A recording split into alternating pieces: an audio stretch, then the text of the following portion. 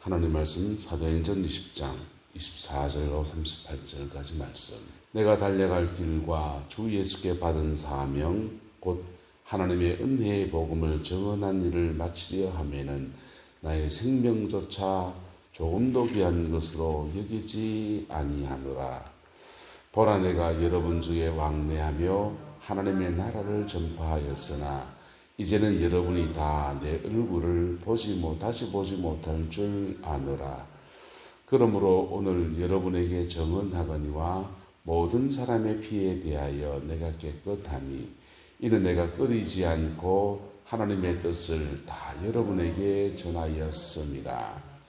여러분은 자기를 위하여 또는 온 양떼를 위하여 삼가라. 성령이 그들 가운데 여러분을 감독자로 삼고 하나님이 자기 피로 사신 교회를 보살피게 하셨느니라.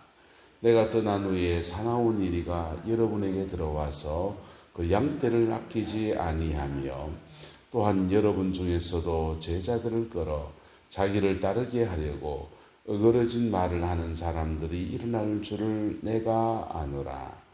그러므로 여러분이 이를 깨워 내가 3년이나 밤낮 쉬지 않고 눈물로 각 사람을 훈계하던 것을 기억하라. 지금 내가 여러분을 주와 및 그 은혜의 말씀에 부탁하노니 그 말씀이 여러분을 능히 든든히 세우사 거룩하게 하심을 입은 모든 자 가운데 기업이 있게 하시리라. 내가 아무의 은이나 금이나 의복을 탐하지 아니하였고 여러분이 아는 바와 같이 이 손으로 나와 내 동행들이 쓰는 것을 중당하여 범사에 여러분에게 모본을 보여준 바와 같이 수고하여 약한 사람들을 돕고 또 주 예수께서 친히 말씀하신 바 주는 것이 받는 것보다 복이 있다 하심을 기억하여야 할지니라. 이 말을 한 후 무릎을 꿇고 그 모든 사람들과 함께 기도하니 다 크게 울며 바울의 목을 안고 입을 맞추고 다시 그 얼굴을 보지 못하려 한 말로 말미암아 더욱 근심하고 배에까지 그를 전송하니라. 아멘. 이 말씀의 축복과 은혜를 또 이루어가는 사모하는 저와 여러분 되시기를 예수님의 이름으로 축복합니다. 사도 바울은 28절에 이렇게 말합니다. 자기를 위하여 또는 온 양떼를 위하여 마라, 삼가하라, 절제하라 이 말입니다. 오늘 시간은 24시간 다 동일하게 주어져 있습니다. 근데 그 시간을 어떻게 쓰느냐에 따라서 인생의 열매는 달라집니다. 에베소 교회의 감독으로 지도자로 부름받은 사람들도 자신의 삶을 절제해야 되는데 목적이 있다는 것입니다. 누구를 위해서? 자기를 위해서 또는 누구를 위해서? 온 양떼를 위해서. 할렐루야. 사람들은 자기의 성향이라는 것이 있어요. 그 성향 따라서 사람 좋아하는 사람들은 사람들 속에 있기를 좋아하고 홀로 있기를 좋아하는 사람은 홀로 있기를 좋아하고 또 자기가 좋아하는 일도 있고 자기 취미도 있고 다 있습니다. 근데 그 모든 것을 다 누릴 수 없습니다. 다 누릴 수 없고 절제가 필요합니다. 절제가 필요하고 하나님이 앞으로 나가라 할 때 나가고 머물라 할 때 머물고 짐이 필요합니다. 합의도 필요하고 취미생활도 해야 되고 자신의 삶을 행복하게 살아가는데 굉장히 중요한 요소들이에요. 그런데 우리는 목적성이 있어야 된다는 것입니다. 자기를 위하여 또는 온 양떼를 위하여 마라, 삼가하라 했어요. 여러분, 인생을 가장 행복하게 살아가는, 지혜롭게 살아가는 방법이 뭡니까? 내가 쓰는 돈, 내가 쓰는 시간이 투자가 되는 것입니다. 투자가 되는 생을 사는 것이 부지런한 사람들이고 성실한 사람들이 살아가는 방법이에요. 내 돈을 가지고 소비를 할 것인가 투자를 할 것인가. 근데 이것이 애매할 때 있습니다. 소비인가 투자인가. 돈을 쓰는데 하루에 3세끼 밥 먹는 거 소비입니까 투자입니까? 소비면서 투자입니다. 자기를 위해서 우리가 시간을 쓰는 것도 마찬가지입니다. 시간을 쓰는 것도 소비일까 투자일까? 때로는 힘들고 마음이 고달프고 할 때 건전한 취미 생활하면서 자기한테 좀 시간을 쓸 수 있습니다. 어떻게 보면 소비입니다. 근데 거기서 리타이어, 새로운 에너지를 충전하고 다시 달려갈 수 있는 힘을 얻으면 투자입니다. 이게 소비와 투자가 균형과 조화를 이루어야 되지요. 이게 그것도 방향성도 대단히 중요합니다. 어디에다가 투자할 것인가? 삼성전자가 파운드리라고 하는 데다가 투자를 했습니다. 그러면서 HBM이라고 하는 그 인공지능 반도체 시장을 놓쳤어요. 그랬더니 그 투자의 방향성이 너무 파운드리가 좋은 시장이기도 합니다. 거기에서는 투자하는 돈은 많이 넣는데 거기에서는 이득이 안 나오고, 그리고 HBM 시장에서는 하이닉스한테 밀리고, 그리고 메모리 반도체는 중국 업체에게 밀리고 3인초과가 되어버렸습니다. 투자의 방향성을 결정하는 것은 경영하는 사람들의 몫이에요. 거기에서 기획하는 사람의 관계에서 실수했더니 엉뚱한 데 투자했다가 그냥 굉장히 곤욕스러운 상황에 처해 있습니다. 인생도 마찬가지입니다. 인생도 내가 어느 방향에다 투자할 것인가. 그리고 그 방향성 속에 이것이 소비가 될 것인가 투자가 될 것인가. 이 경계선에 조화가 필요하고 적절성이 필요합니다. 그럴 때 좋은 인생의 열매를 맺습니다. 목회를 하는 것, 에베소 교회의 감독자로 삼아진 당신의 종들도 역시 마찬가지입니다. 주어진 시간은 동일합니다. 그들은 아마 교회에서 전임 사역자로 사례비를 받지 않으니까 자기의 직장을 가지고 있습니다.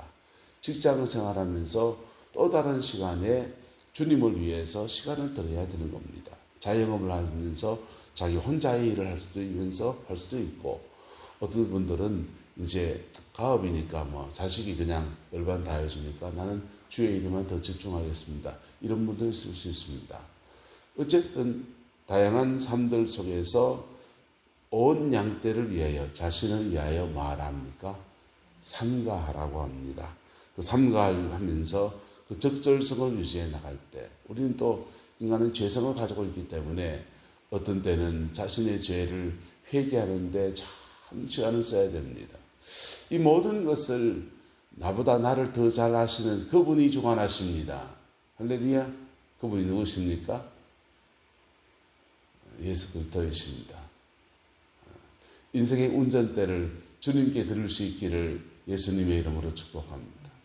내 인생의 운전대를 주님께 드리고, 그리고 그분이 내 인생의 운전대를 드라이브 해가는 데 따라서 순종하는 삶을 살 때 우리는 자기를 위해서 또는 온 양떼를 위해서 삼가하는 사람이 되고, 그리고 섬기는 양떼를 잘 보살필 수 있는 은혜가 주어지는데, 그 교회는 자기 피로 사신 교회라는 것입니다. 예수님의 보혈의 피로 사신 교회를 보살피는 거룩한 직임을 맡았다라는 것입니다. 이 축복과 은혜가 함께하게 되기를 예수 이름으로 축복합니다. 그럴 때 사람이 자꾸 속아요. 사단은 자꾸 속이거든요. 스스로 자기 의에 빠지게 하고 자기 자신에게 속게 만듭니다. 어떤 때는 상처받은 것 때문에 안으로 달팽이처럼 기어 들어가서 그냥 그 안에 꼭 숨어 있게 합니다.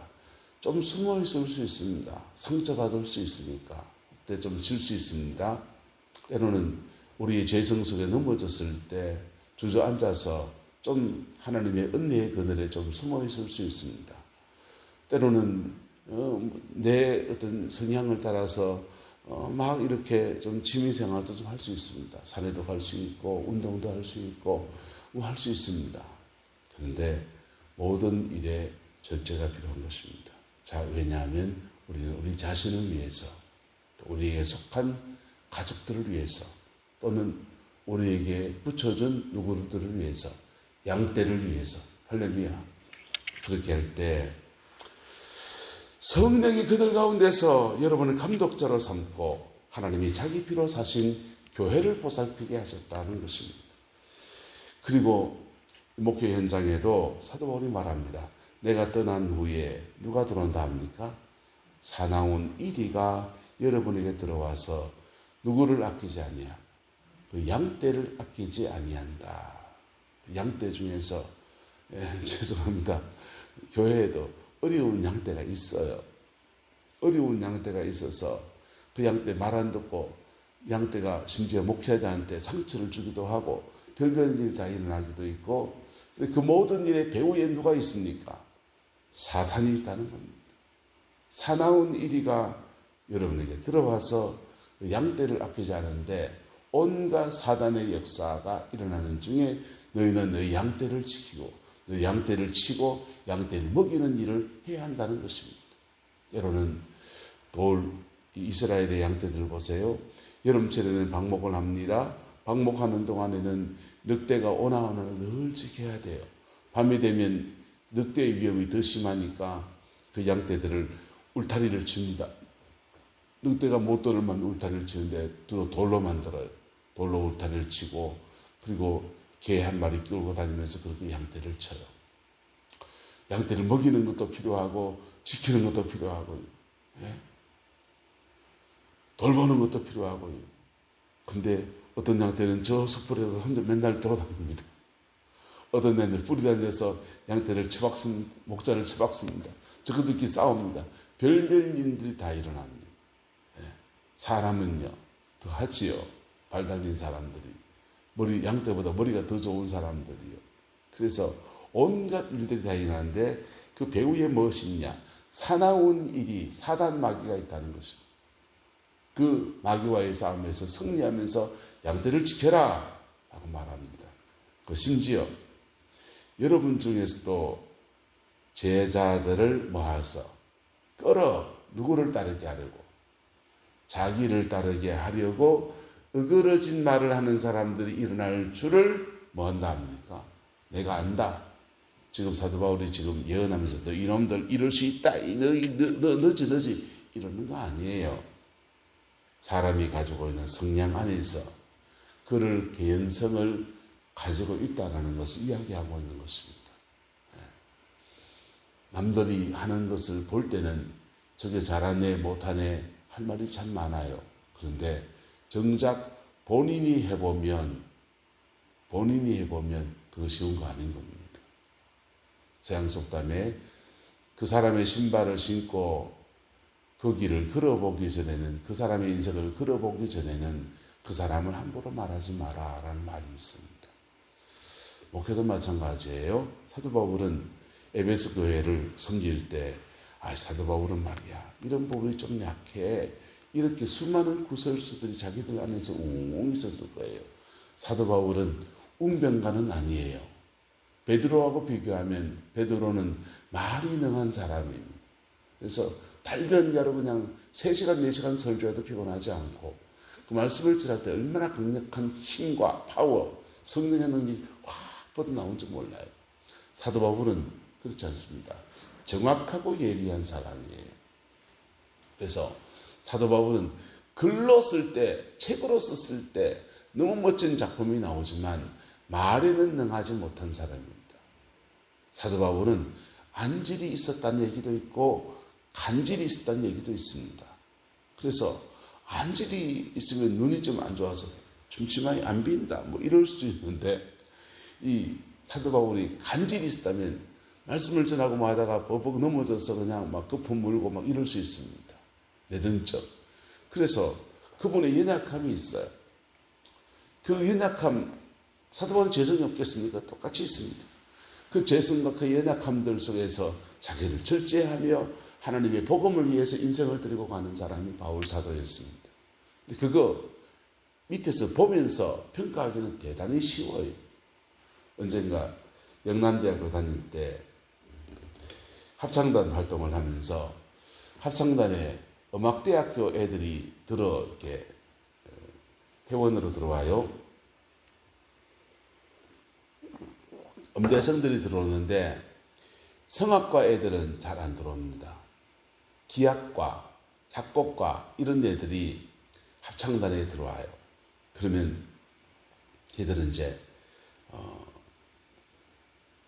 합창단 활동하면서 우리가 인간관계를 맺으니까 자기 기악과 현악 연주회 하는데 뭐 졸업 연주회 이런 거 한다고 오라는 겁니다. 졸업 연주회 티켓팅해서 막 하는 그런 연주회면 좀 힘들고 그런데 음대 대강당에서 그냥 공개 졸업 연주회 한다고 오라는 겁니다. 그러면 이제 아는 안면에 갑니다. 졸업 연주회 4년 동안 이것만 치신 분들이 연주회를 합니다. 어떤 분들은 이래 치는데 얼마나 그냥 선율이 아름답고 곡은 모르지만 너무너무 잘 쳐요. 근데 어떤 사람은 띡 이러면다. 삑사리가 나요. 그래서 밑에서 야 4년 동안 뭐 했노? 저것도 삑사리 내고 저 실력이 없는데 들어온 것도 신기하다.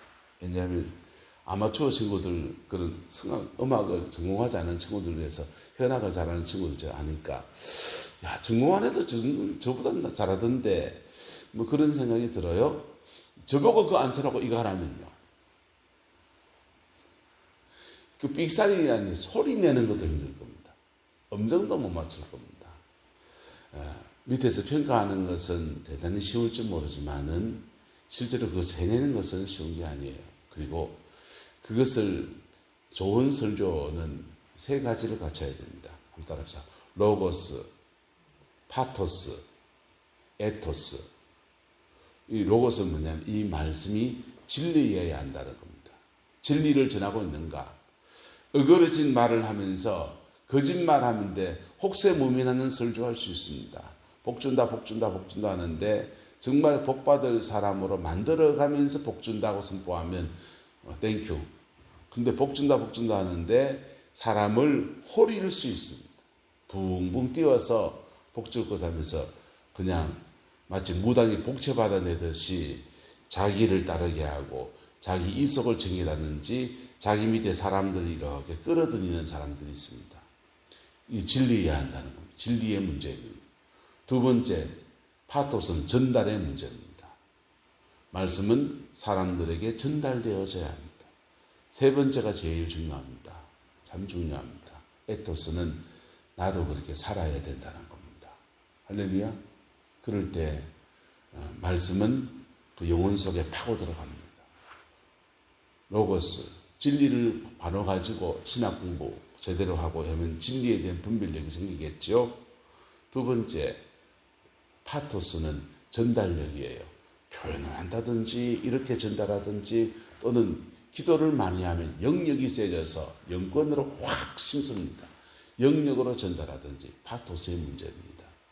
그러나 그렇게 기도 많이 하고 영역이 세든지 뭐든지 마지막은요. 에토스예요. 그렇게 살아내는 겁니다. 할렐루야.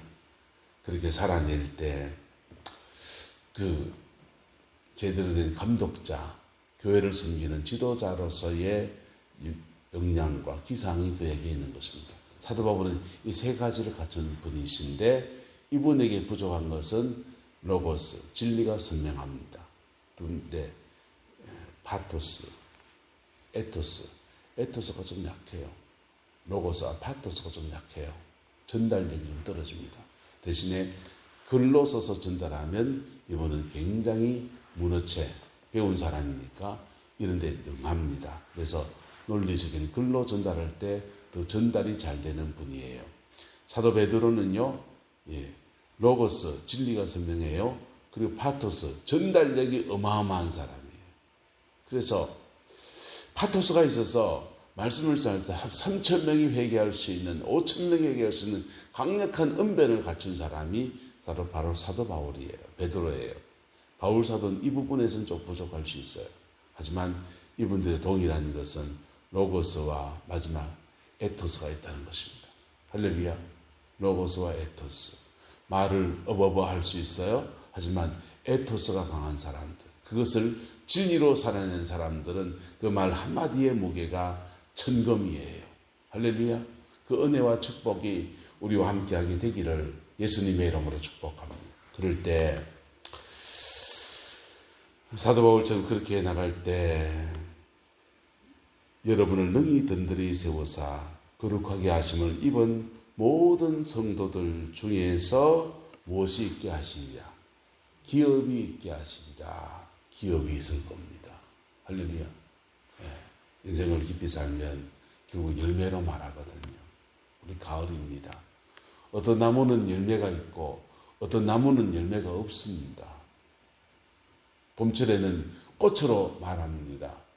꽃이 폈냐 안 폈냐 이런 게 그 나무의 가치를 결정합니다. 가을이 되면 열매가 결정합니다. 열매가 있는가 없는가. 봄철에는 벚꽃이 좋아서 꽃이 화사하다. 꽃으로 말합니다. 근데 가을이 되면 사람들은 벚나무를 주목하지 않습니다. 감나무가 더 좋습니다. 감나무 꽃 보세요. 얼마나 뚱딴지 같고 별로 볼품이 없지 않습니까? 근데 감꽃을 주목하지 않지만은 가을이 돼서 늘어들어진 감들 보면서 그럽니다. 저와 여러분 그런 인생으로 하나님 앞에 세워지게 되기를 예수님의 이름으로 축복합니다. 그래서 열매로 말하는데 하나님 내 인생의 열매는 이것이군요. 감사로 올려드릴 수 있는 은혜가 우리의 가정 안에 우리가 섬기는 교회 안에 가득히 나타나서 주께 영광 돌리는 은혜 있기를 주님의 이름으로 축복합니다. 기도하겠습니다.